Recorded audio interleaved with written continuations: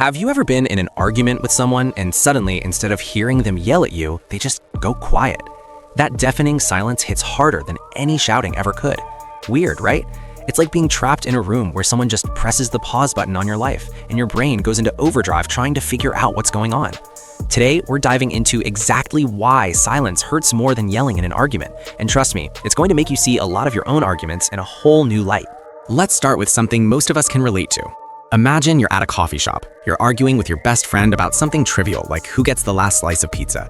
You shout, they shout, it's chaotic, it's noisy, it's messy, but at least you know they're thinking about the argument, right? You're both engaged, both expressing yourself. Then, suddenly, they go silent. Not a word. They don't scowl, they don't throw anything, they just stop talking.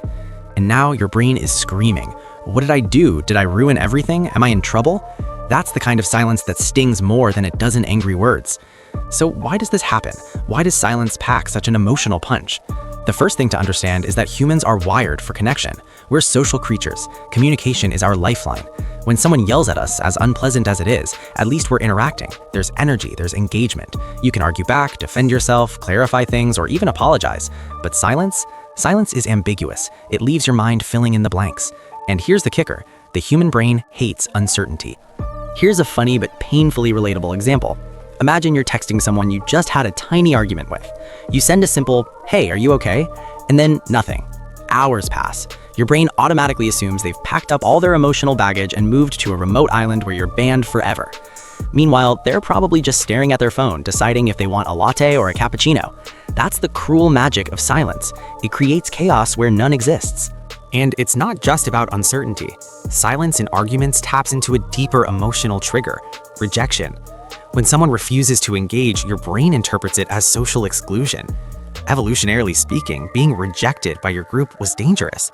So even though your friend or partner isn't literally kicking you out of a tribe, your brain doesn't know the difference. Your amygdala, the part of your brain that processes fear and threat, lights up, and suddenly you feel that punch of emotional pain. Another reason silence hurts more than yelling is control. Think about it. When someone yells, at least there's a rhythm to the fight. You know where you stand. But silence is a power move. It gives them control without lifting a finger. And humans, for some reason, hate feeling powerless. It's like being stuck in traffic with no radio. You can't move, you can't control anything, and all you can do is stew in frustration. Now, let's sprinkle in a little light humor, because honestly, these situations are too relatable not to laugh at. Picture this. You're arguing with your partner about whose turn it is to do the dishes. You both start talking, voices rising, then suddenly, silence. You look over expecting to see a battle-ready face, but they're sitting there, staring at the wall. You try to break the ice. Are you mad? No response.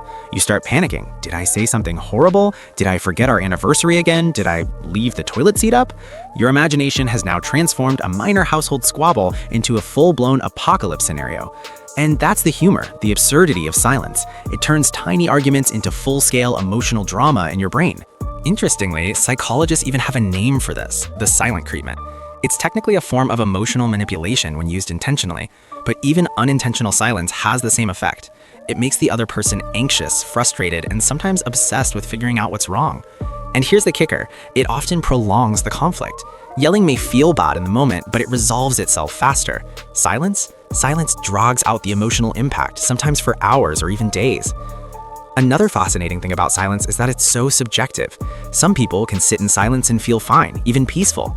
Others can't. Their minds turn silence into a personal horror story. It's like the difference between enjoying a quiet Sunday morning and slowly going insane in an empty house at night. Same silence, two completely different reactions. That's why communication styles matter so much in relationships. What feels harmless to one person can feel torturous to another. So what's the takeaway here? First, don't underestimate the power of silence. If you're in an argument, consider whether going quiet is helping or hurting the situation. Sometimes taking a moment to breathe is useful, but dragging it out can cause more pain than yelling ever would. Second, understand your own reactions. If silence hits you hard, recognize it's not because you're weak, it's because you're wired to crave connection. Your feelings are valid. And finally, lighten up a little. Not every silence is the end of the world. Sometimes it's just someone thinking about their coffee order or wondering if you left the lid on the toothpaste. And here's a little practical advice. Next time you feel the sting of silence in an argument, try to communicate gently. Ask questions. Express curiosity rather than panic. You'd be amazed at how often breaking the silence with something simple, "Hey, are we okay?" can dissolve tension faster than yelling ever could. At the end of the day, silence is powerful. It's a mirror for your own thoughts and fears. It can hurt more than yelling, but it also gives you a chance to reflect, understand, and maybe even grow from the conflict. Just remember, your brain might dramatize the silence, but reality is usually far less terrifying and often way funnier than you imagine. So next time someone goes silent in an argument, don't panic. Take a deep breath, maybe make a cup of coffee, and remember, it's just silence, not the end of the world. And if you want more insights into the quirks of the human mind, the secrets of behavior, and why we do the things we do, make sure to subscribe to MindScript, because your mind is fascinating, your brain is weird, and we've got plenty more stories that will make you laugh, think, and maybe even nod along a little too hard. Thanks for watching, and remember, sometimes the loudest thing you hear in an argument is the sound of your own thoughts.